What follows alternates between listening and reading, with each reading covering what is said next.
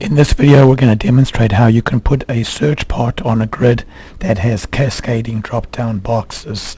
Cascading drop-down boxes are drop-down boxes that get populated only when their parent drop-down box gets populated. So for example, a country drop-down box could be populated, and then the city drop-down box will show the cities in the selected country. So let's go back to design mode here, and we'll turn on the search part. We'll go to fields and we'll choose country, city and contact title as our search fields. We'll go over to country and we'll set the control type to a drop-down box. We'll go to city and we'll make that into a drop-down box, and then we'll go to contact title and we'll make that into a drop-down box. Then we'll go to country and we'll define the choices. These choices are dynamic. They come from a table. Our data source is going to be alpha DAO because we're going against a SQL table. We'll use a named connection string. We'll use this northwind connection string, and we'll define our select statement. So we're going against the customers table, and we're displaying the country field over there. And when there are no choices, when there's no selection being made, I'm going to enter select a country. Now this is the first level drop-down box, so we're going to leave cascading choices unchecked. So at this point we've defined the choices for country, and now let's go ahead and define the choices for city.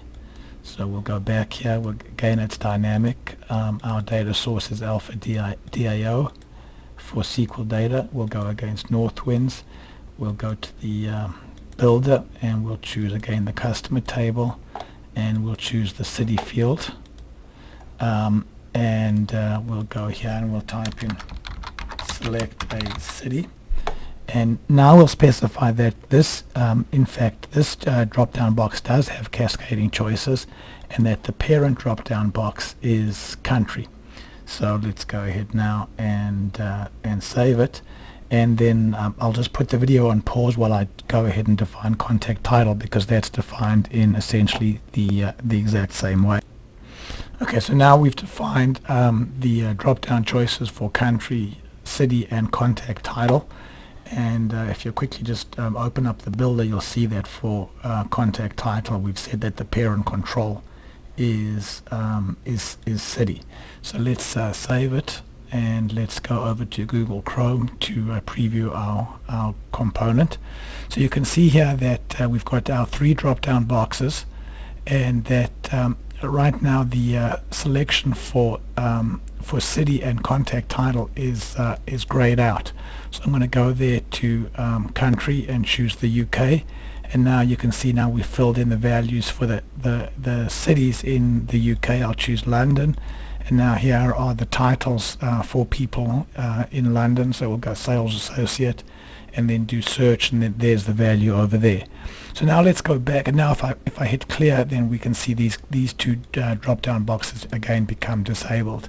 So now let's go back and make one additional change. Let's set the contact title to be an auto submit field. So we'll go back to the builder and we'll go back to contact title. First we'll type in a value here that says select a contact title, and now we'll turn on auto submit. So let's go back to preview now. So you can see now these two are grayed out. So I'll go here and I'll choose the UK, I'll choose London, and this time I'll choose sales manager, and the component submits automatically. When I do clear, everything goes back to its prior state. So cascading drop-down boxes are a really nice design pattern that you see in a lot of websites, and Alpha 5 makes it really easy to do.